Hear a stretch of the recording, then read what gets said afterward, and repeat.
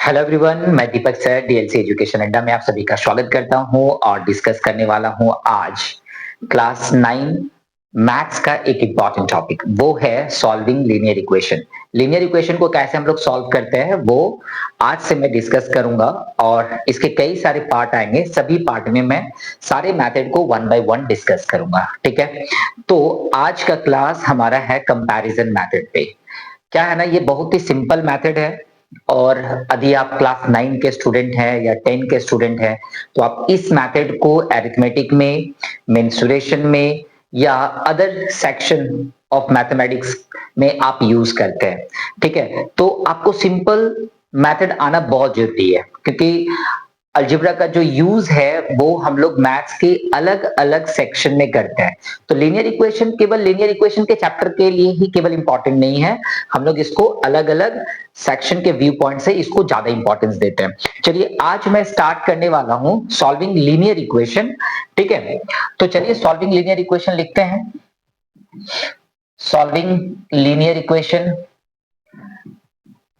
ठीक है, आई होप ये जो मैं लिखा हूं ये आपको विजिबल होगा।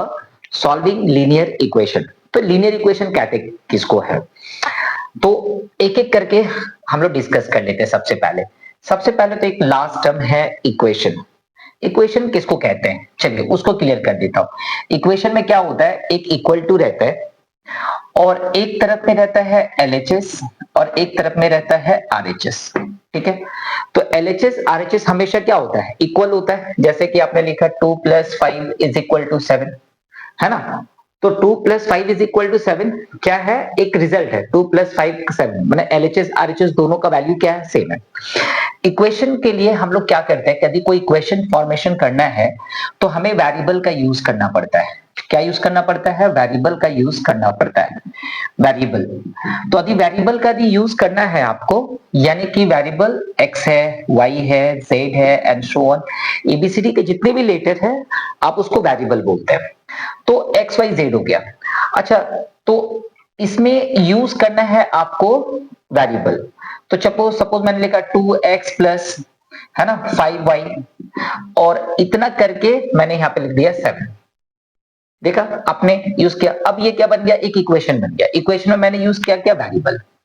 अब क्वेश्चन ये उठता है कि लीनियर किसको कहते हैं, आखिर लीनियर क्यों कहते हैं इसको।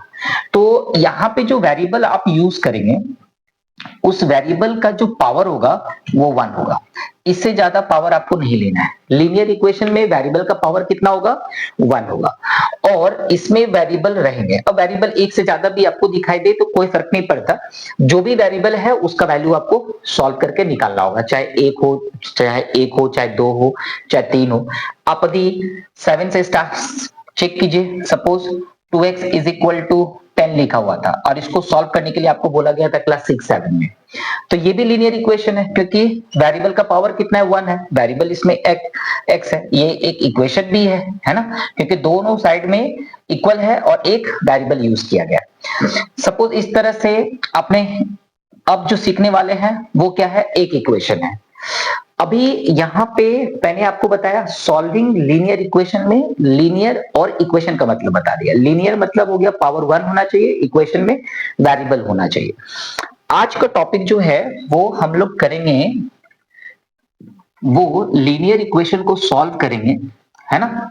तो लीनियर इक्वेशन को जो सॉल्व करेंगे उसमें से एक मेथड है इक्वेशन सॉल्व करने का, वो है कंपैरिजन मेथड।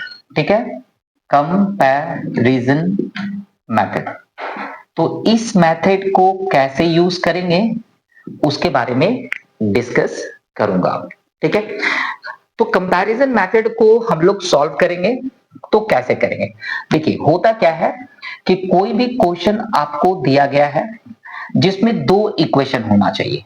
ठीक है ना, एक एलएचएस और एक आरएचएस से क्या बना, एक इक्वेशन बना, तो आप इसको बोलते हैं क्या, इक्वेशन 1 बोल दिया आपने। एक और इक्वेशन होगा LHS = RHS, ये हो गया इक्वेशन 2।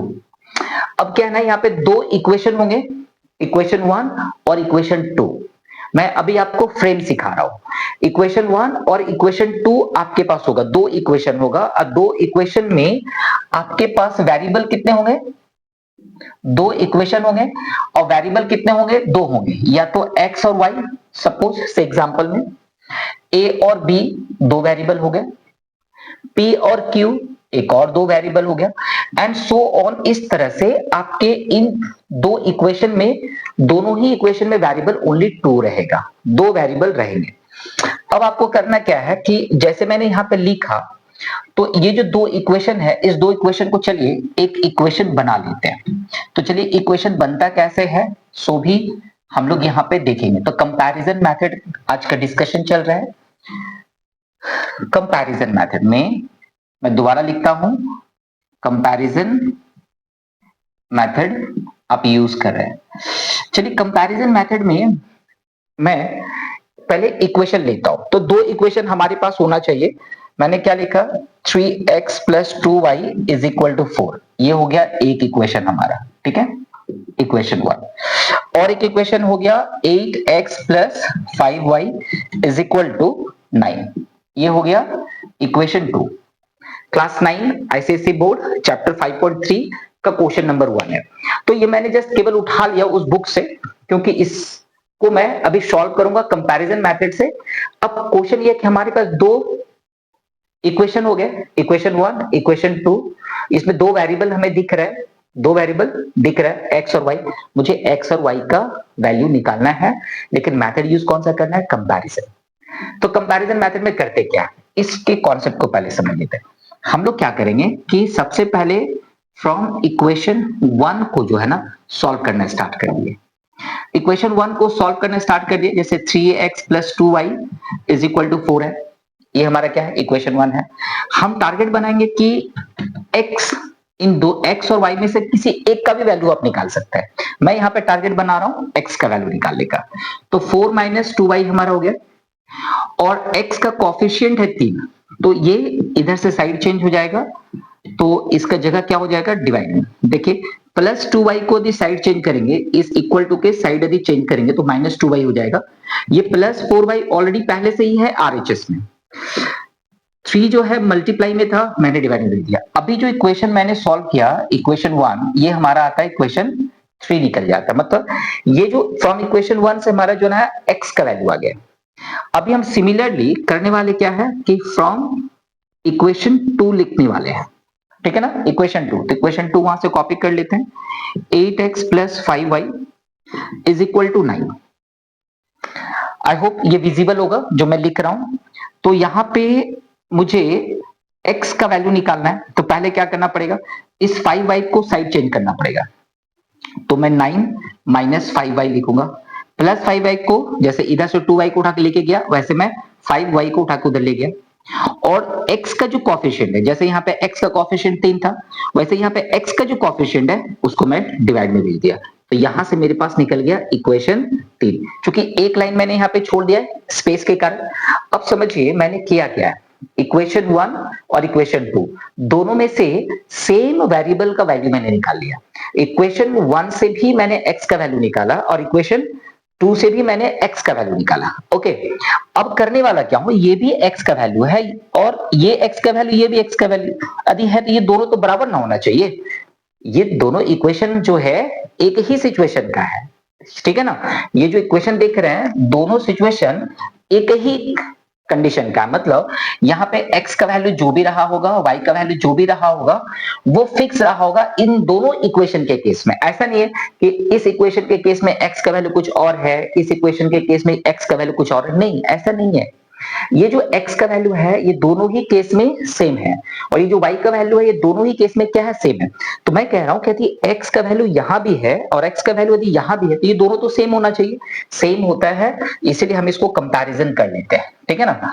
तो कंपेयरिंग कर लिए, कंपेयरिंग इक्वेशन क्या है? 3 एंड 4। ये जो इक्वेशन 3 मैंने निकाला और इक्वेशन 4 जो मैंने निकाला, अच्छा यहाँ पे 3 नहीं, यहाँ पे इक्वेशन 4 जो मैंने निकाला, इन दोनों को कंपैरिजन करना है। किसका? x के जो वैल्यू है, तो 4 माइनस 2y अपॉन 3, और यहाँ पे आप लिखने वाले हैं 9 माइनस 5y अपॉन 8। अब यहाँ पे क्या करने वाले हैं, ये दोनों वैल्यू तो बराबर हो गए, अब यहाँ पे क्रॉस मल्टीप्लाई करने वाले हैं, ठीक है। तो चलिए क्रॉस मल्टीप्लाई करते हैं। 8 4 जा 32, 8 2 जा 16y, 3 से करेंगे 3 9 जा 27, 3 5 जा 15y। अच्छा क्वेश्चन ये है कि यहाँ पे आपने x के वैल्यू को कंपैरिजन किया तो ओनली वेरिएबल क्या दिख रहा है, y। तो हम यहाँ पे सॉल्व किसके लिए कर रहे हैं इस इक्वेशन को, ये भी एक लीनियर इक्वेशन है, याद कीजिए इस तरह का एक्स वाई वैल्यू निकालना क्लास 6 7 में सीखे थे। तो यहाँ पे भी क्रॉस मल्टीप्लाई करके मेरा टारगेट होगा वाई का वैल्यू निकालना। तो चलिए वाई का वैल्यू निकालते हैं। -16y ऑलरेडी पहले से एलएचएस में है और आरएचएस वाला उठा के मैं ले आया, डन ना। और 27 ऑलरेडी पहले से आरएचएस में है, उसका जगह चेंज नहीं कर रहा हूं। 15 का जगह चेंज किया हूं, आरएचएस एलएचएस में साइन चेंज हो गया। अब इस 32 का जगह चेंज कर रहा हूं तो माइनस में 32 हो जाएगा। तो यहां पे आया क्या, -y इज इक्वल टू क्या आया, -5। तो ये कट गया। तो y का वैल्यू कितना आ चुका है, 5 आ चुका है। अब आप क्या करने वाला है, इन दोनों में से ये जो 3 और 4 है, इन दोनों में से किसी एक में वैल्यू को पुट कर दीजिए, ठीक है ना। तो चलिए putting the value of y in equation. अच्छा एक चीज और, x और y दो इक्वेशन है ना, 3 और 4। कभी कभी क्या होता है ना, इन दोनों इक्वेशन को आप ध्यान से देखेंगे तो एक इजी होता है एक टफ होता है, तो आपको इजी वाला में ही पुट करना है। तो मैं इक्वेशन यहाँ पे 3 करता हूं क्योंकि दोनों ही क्या है, इजी है। तो x का वैल्यू के लिए मुझे क्या करना पड़ेगा, 4 - 2y डिवाइडेड बाय 3 क्या होगा, 2y। यदि मैं y का वैल्यू पुट कर दूं तो कितना हो गया, 4 - 2 × 5 इक्वल टू 3। आप इसको सॉल्व कर सकते हैं तो कितना आएगा, 4 - 10/3 इज इक्वल टू कितना आएगा, -6/3 इज इक्वल टू -2। कितना आ गया, -2। यानी कि x का वैल्यू कितना आया है आपके लिए, x का वैल्यू आया है -2 और y का वैल्यू ऑलरेडी 5 आया है। क्वेश्चन ये है, मैंने बोला था कि ये जो x का वैल्यू आया है, ये जो y का वैल्यू आया है, ये x का वैल्यू दोनों इक्वेशन के लिए है और ये जो y का वैल्यू है दोनों इक्वेशन के लिए। तो क्या ये जो हमारा आंसर आया क्या ये सही है, आप चेक कर सकते हैं। मैंने पीछे जाके बुक में सॉल्व करेंगे तो बोलेंगे हाँ सर वहां पे तो आंसर है, सर इसमें भी आपका आंसर दिया हुआ है, एग्जाम में बैठे हुए ना तो भी आप चेक कर सकते हैं। कैसे कर सकते हैं, एक इक्वेशन को वेरीफाई कीजिए ना, ओनली एक।